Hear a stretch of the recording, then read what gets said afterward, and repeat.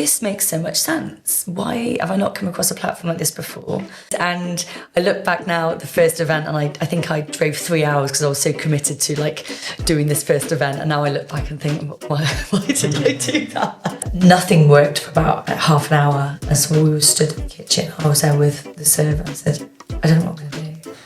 And you know when you meet somebody, you think, oh, I hope they're as nice as they are on TV or whatever. And he was such a lovely guy. Cool. So Melissa, super lovely to meet you. Thank you so much.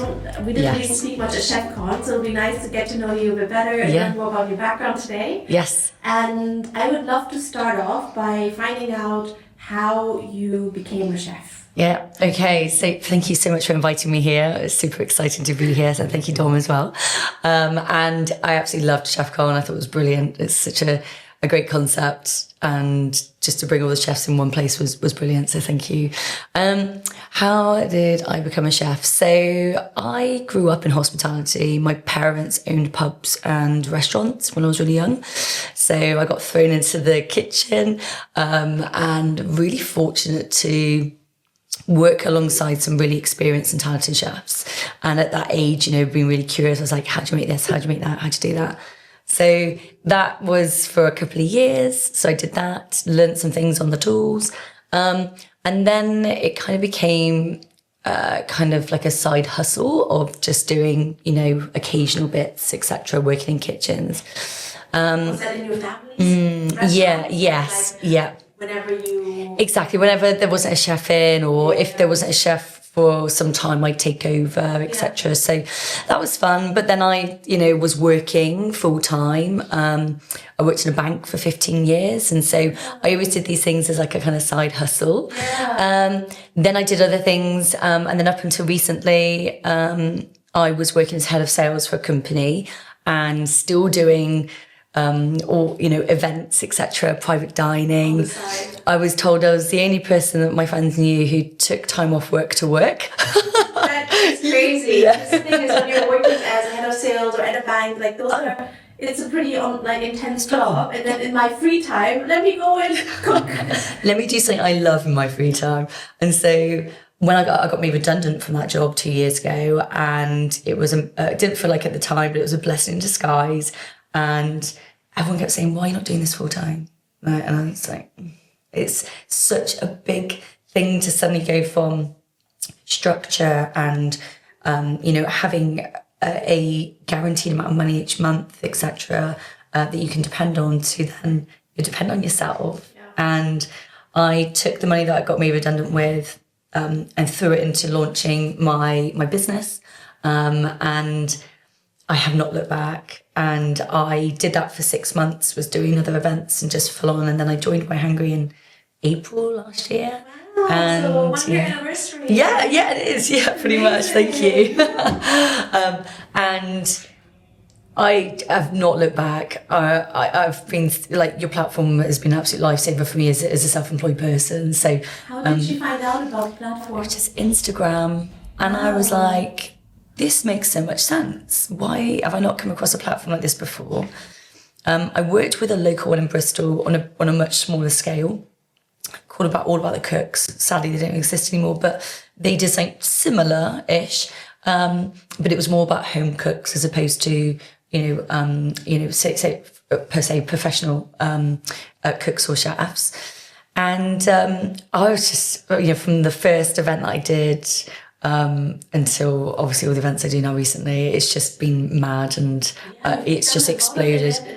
In a reasonably short time, I've gotten a lot of reviews. I know. That's super exciting. Yeah, it is. And I look back now at the first event, and I think I drove 3 hours because I was so committed to like doing this first event. And now I look back and think, why did I do that? Which it was great, but now I've learned a lot of lessons in that year. And I think I've kind of, now getting it down to a fine tune now, which is good. And this year is already looking crazy busy so far. Wow. And it's only April, so yeah. I would love to learn a little bit more about your journey in the past year. Yeah. And obviously you mentioned your first booking, you drove 3 hours and were so committed, and now you're fine-tuned. Yeah.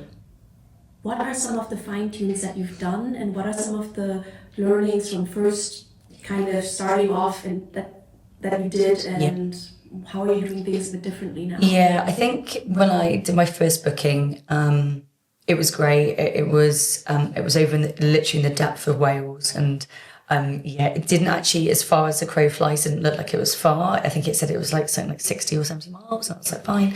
But actually, because it was in the depth of Wales, it took me forever to get there, so I made that mistake really. I think now I choose a much smaller radius to go to. I have actually widened that now, but for the past year after that, I learned that actually probably staying a little bit closer to home is a bit more helpful. And keep it simple. I just made the menus far too complex, and was doing everything on site, and was trying to please the customers as much as possible, and give them 10 different options as opposed to here's just 3, and try and keep it simple and straightforward. And now I've learned loads from that. So, and that's what I do now. I've redesigned my menus. I've really thought about how I present them, how I engage with the customers now as well.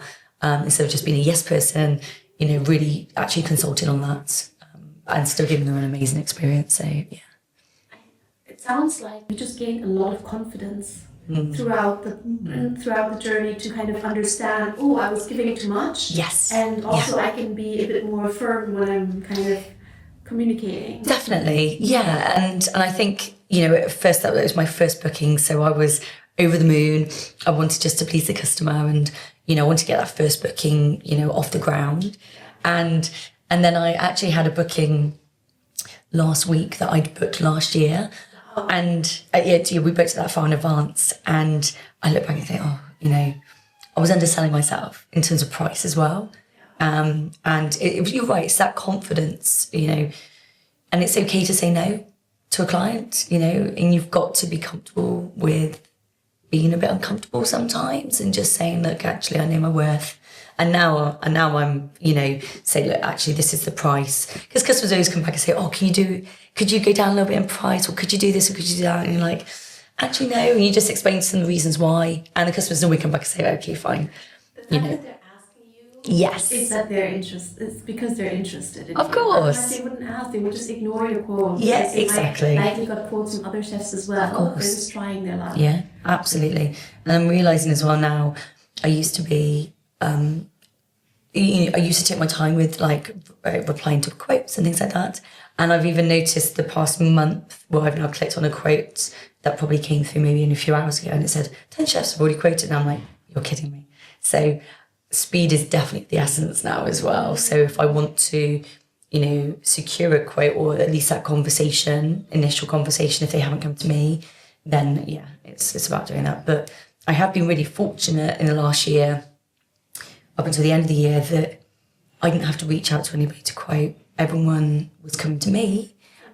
Amazing. But this year I've now actively thought, I am now going to start doing loads of quotes and just see what happens, really. Yeah. And if that makes me even busier, then that's fine. Yeah. But not just relying on people coming to me now. I could do that last year because I was running a restaurant as well. So I, was picking and choosing events I was doing and kind of balancing it.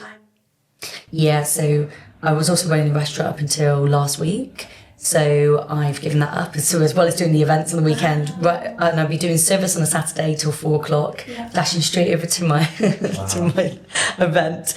That was every Saturday from mid of January up until last week.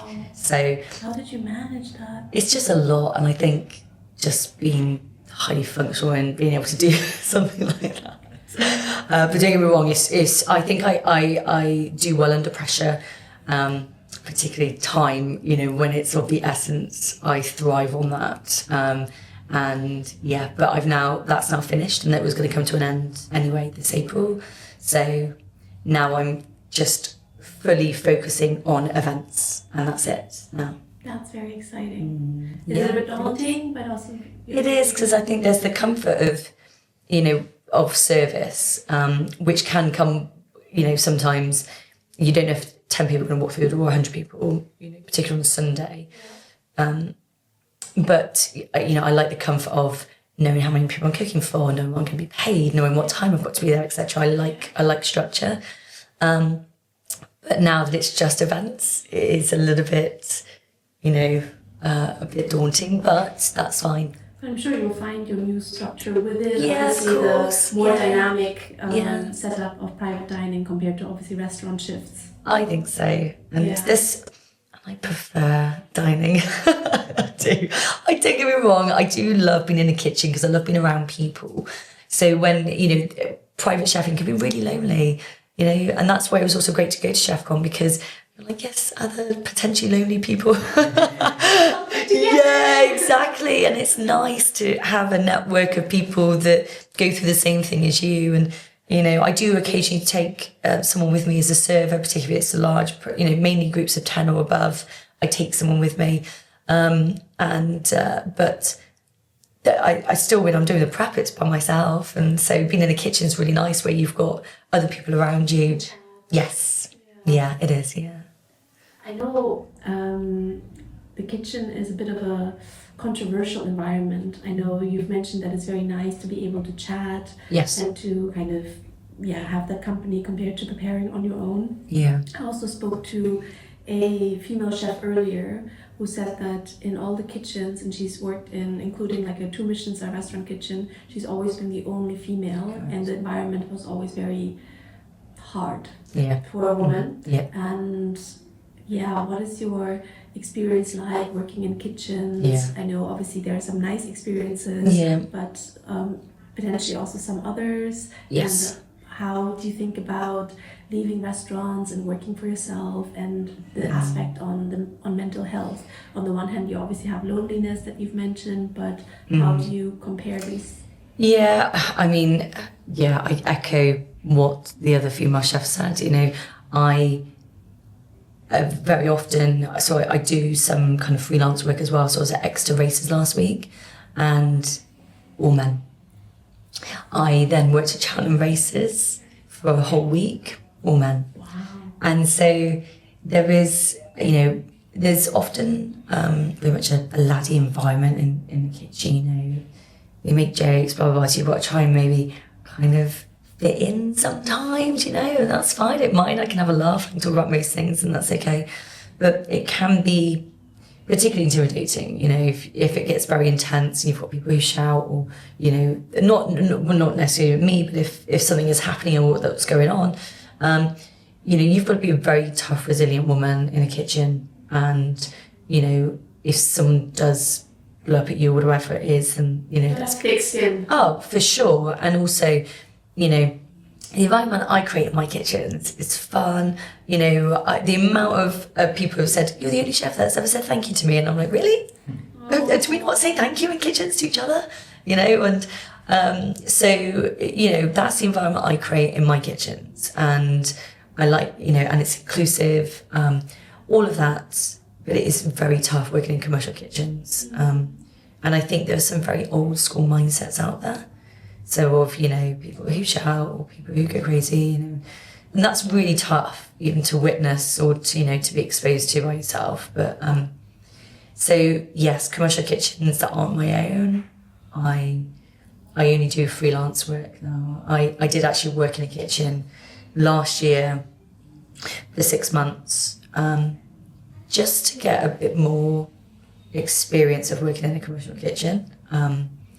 Because I set up my own restaurant, like a temporary restaurant, so I wanted that service aspect again.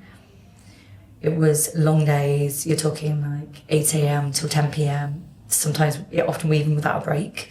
And sometimes you don't even have time, I know it sounds sad to go to the toilet because you're like, I've got to down everything. And if I'm leading the team in the kitchen and you've got tickets coming through, you're like, you don't have time. You don't have time to eat. You don't have time. Do you know what I mean? It's really, really tough. So I had to give that up because I felt it was really affecting my mental health big time. It was just getting me down. And I just thought this is not an environment that I want to be in. I want to create my own environment, one that is far healthier. So, yeah. Oh, well done on being able to do that. Thank you. Yes. Yeah, it's so important. And I don't think there's enough support from companies or enough appreciation for. I've witnessed so many awful things in the kitchen, people crying, people storming out, and people, go into the walk-in and have a scream, and I'm like, oh God, this is just awful. It's really bad, and but so we need to just do more. Definitely, more needs to be done for sure. So, what are some of the best things about being a private chef? Having left the high pressure, screaming, walk-in, crying behind, hopefully. Yes. That's long gone now. What's the best thing? The clients, the places you get to go to and cook. I've been to some really, fabulous places to cook. You walk up on the drive and it's this really, old, like mansion or whatever. You're like, I never get to go to kind of these properties before. The people you get to meet, they're just so excited that you're there and so happy for you to be there, and some of the characters, and I love doing that and providing that experience that people absolutely love. And when they say that was the best experience, or it was the best food I've ever had, which actually sometimes you go, really? What have you been eating? I know, yeah. So when you get a round of applause, right? That always makes me really cringe. I hate it, but I get really embarrassed at the end of a night, and then they'll give me a round of applause. But those things are really nice because you don't get that in a regular kitchen. You don't end your shift and they all go, bravo, well done for doing your job. So see you at 6 a.m. tomorrow. Yeah, same again. Yeah, same energy. So those are some of the great things, and some of the people that I have cooked for as well. I've been really fortunate to cook for. So yeah, it's been great. But obviously, nothing is always rosy.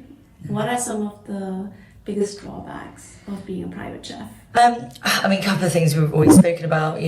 Just being on your own. Yes. A lot of time you're on your own, and so when I do this freelance work, that's why I quite like, even if it is, a laddie, environment. I'm like, it's just somebody else to talk to, Yeah. And I think just the fear that you've got to depend on yourself. If you're doing this and you're going, diving both feet in, and you're having to rely on yourself, that's stressful, and probably being guilty of working too many hours as well. Whether that's late nights or you finish an event, you come back and then you're doing more admin, etc. And just recognising when you should take some time to yourself. Yeah. But there's not many drawbacks. I love it. I wouldn't do anything else right now. So yeah. And out of all the bookings that you've done privately, is there a favorite booking, a favorite client that sticks out? Yes. Apart from the ones I can't talk about, but the ones I can talk about, I got a job called in, and they said, we're looking for a chef to cook for 6 people on a private jet. It wasn't in the air, sadly. It was a grounded private jet that had been converted. But still very cool. Oh no, very cool. It had all graffiti all over it. It's in Bristol. It's really, really cool.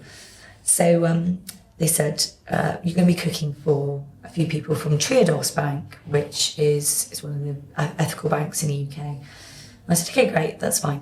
I'm really up my street because I'm very environmentally focused. Got a background in sustainability, so I was like, this is great. This is a chance to, show off some of my food. And then the day before they said, oh, it's not 6, it's 18 now. And it's the board members flying in from the Netherlands. And I'm like, what? It just tripled the day before. And you had started your prep already? No. Okay. No. I was starting at like 6 a.m. Okay. I called suppliers, had to get more food in. It was just, it was a mad dash to get it all sorted. It was fine. They absolutely loved it. That was one of my most memorable events. They didn't end up doing it on the plane. They had to do it in the boardroom because obviously there was too many of them. I was going to say as well, 6 to 18. Normally private jets don't fit that many. Not that I've been on one, but still. Yeah. 6 is the most you could fit around, and that was a squeeze anyway around the table. But then it was, so they wanted canapes. They had 3 courses. They then had a cheese board.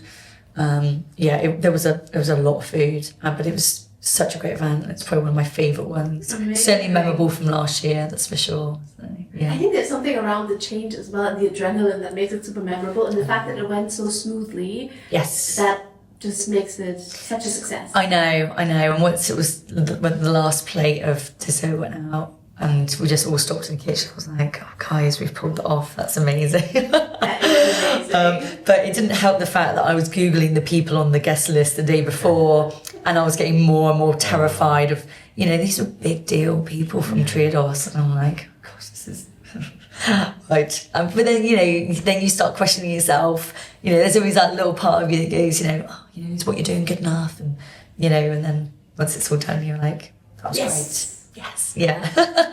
High fives all round. I think sometimes a little bit of adversity actually makes it better. Yes, yeah. I wonder. Yeah, I've never gone into an event and thought, this will be fine.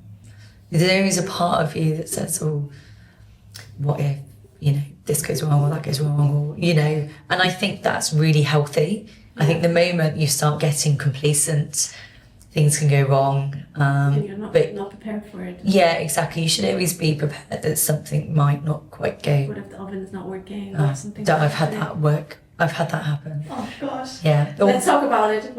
So what was the worst ever private dining event that you've done? I've been really fortunate, right, that there haven't been many cases like this. And so there have been times when I've forgotten something, right? And that does happen occasionally. And then I would say, because that's just the way my brain works, I don't always remember everything. And No one does. And I see, I need to go to shop. And I'm like, what was it now? And so there's those occasions, right?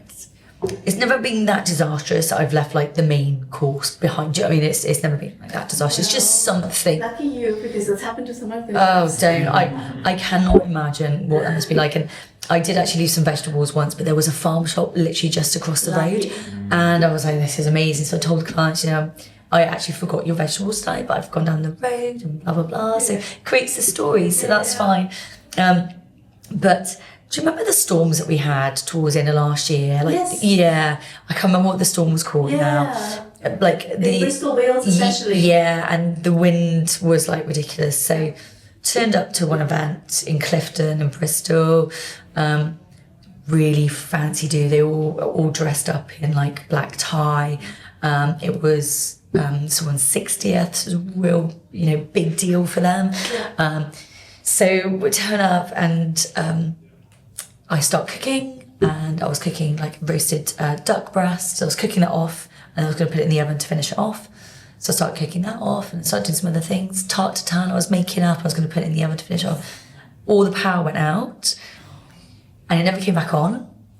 As in the oven didn't come back on. Only a couple of appliances I could use. So I had to finish the duck off in the microwave. No way. Yeah. That's a normal microwave, not one of those oven microwaves. Luckily, it was like a combi. So it had some settings to play around Well, with. I've never used one of those before. Right? And I had to do the tart tatin in the air fryer, which I've never done before. So I had to make because I can't fit a whole tart tatin in an air fryer. So I had to cut out individual ones. Wow, they were able to fit into the air fryer. Yeah, they did. And I mean, they weren't, it wasn't as good as what it would by, far, but they were like, exactly. And they were like, Melissa, you've done a great job. The fact that you've had to use a microwave and an air fryer. And it was just all, I had to sit there by candlelight as well, because nothing else came on. Wow. Apart from just a couple of these appliances. So Wow. yeah, that was fun. That is so memorable. But nothing worked for about half an hour. And so we were stood in the kitchen. I was there with the server, and I said, I don't know what I'm going to do.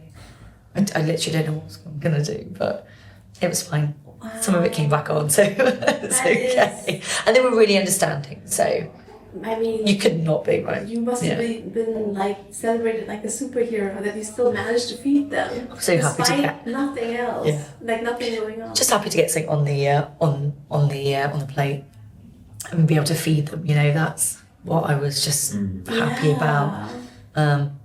And then I was also very happy to leave after I finished as well.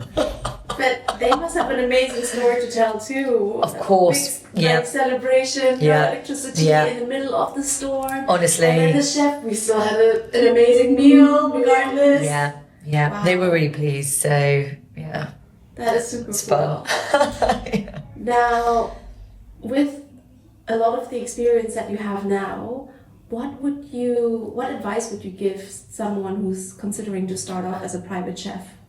Oh God, I've got so much advice. Maybe like top 3. Yeah, top 3. Go and work in a commercial kitchen, or sign up with an agency, or be in a position where you're tested, put outside your comfort zone, because then your events will just feel like a breeze. They will feel so much easier. And even if it's just to go and work in a kitchen just for a couple of months or whatever it is, you'll be a better person after it, for sure. Even though it can be really testing, I think anybody who works in the industry needs to work in a very busy commercial kitchen. Or even if you just do large events where you're just plating, you'll get to see how they plate, how it's, how big events are served, etc. So you'll learn from other chefs as well. Yeah. I'm always learning from other chefs, you know. So there'll be something that they'll do, and I'll be like, why have I never done it like that, So yeah, I think it's really important. That would be my top thing, the top bit of advice to somebody. Also to recognise when you need some downtime. Don't let yourself get burnt out. And also believe in yourself as well. I spoke at having that confidence, and at the beginning of where I was underselling myself and undervaluing myself, and now I'm quite firm in how I feel and a lot more confident in that as well. So if you're really talented or experienced or whatever it is, or very skilled, just have that confidence and believe in that, and that should come across. But yeah. I love that. And then more specifically, and not just for aspiring private chefs, but anyone who spends time in a kitchen, what are some of your favorite hacks? Like an equipment hack, or how to do something more efficiently in the kitchen? That's a good question. I don't know, hacks. I can't think off the top of my head. Sorry. No problem. It'll come to you. Let me have a think, and maybe we can come back to that. What's the other one where it's about your favourite bit of equipment? That's a good one. Oh yeah, is there do you have a favourite piece of equipment that you can't live without? Yeah, definitely a mandolin, for sure. Yeah. Oh, I was thinking about getting one to julienne stuff. Yeah, just be careful. Right? You not get rid of your finger. Oh my! I lost the end of my thumb in one once. Yeah, I did. Yeah, the side of my thumb's gone. So yeah. I was making crisps because I thought it'd be fun to make crisps myself instead of buying them. But you still think it's a very useful. It's massively. Yeah, for sure. With all the will in the world, you can't slice anything that thin, and of volume as well. So if you needed like ribbons of cucumber or carrots, or to be able to slice potato really thin, like glass thin, like a dauphinoise. Yeah, exactly, or like a pomano or something like that. It's just, I couldn't live without that, for sure. Buy at your own risk. Well, I found out only last week that you now can't use one in a professional kitchen without a chainmail. I think it's called a cavalier. Protect your hands. Yeah, it's now illegal. And I didn't actually know that. And I think that's the other thing that you don't get to hear as much or get exposed to, is sometimes some certain procedures when you work by yourself. So actually having worked... opportunity for MyHungry to help disseminate some important information. Oh, do you know what? That would be amazing, because we don't get that. We don't get industry inside information as such. Yeah, if you're working on your own. Yeah. Yeah, that's a good one for us to keep in mind. Yeah, for sure.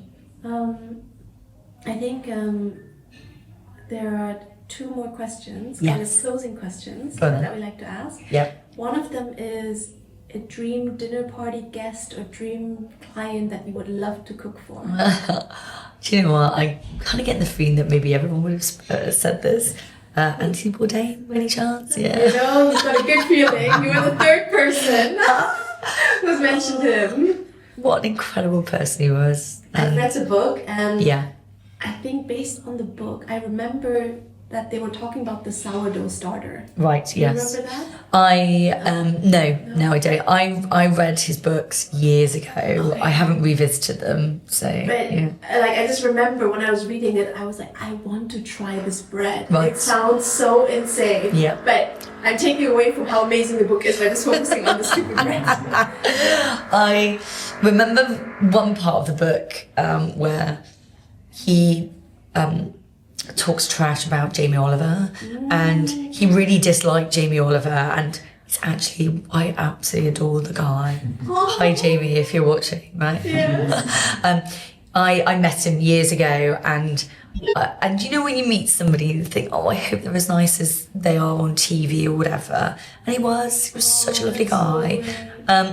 But you know, so I remember reading that about, and I was thinking, oh God, this guy's been really unfair on Jamie Oliver. And then when I went to his restaurant, Les Halles in New York, and I, you know, had the food, and I watched his programs, and I'm like, this guy was incredible. He was just an angry chef, you know, very angry, and obviously had a lot of issues and troubles that he was going through. Yeah. You know, we spoke about mental health, and this guy had everything.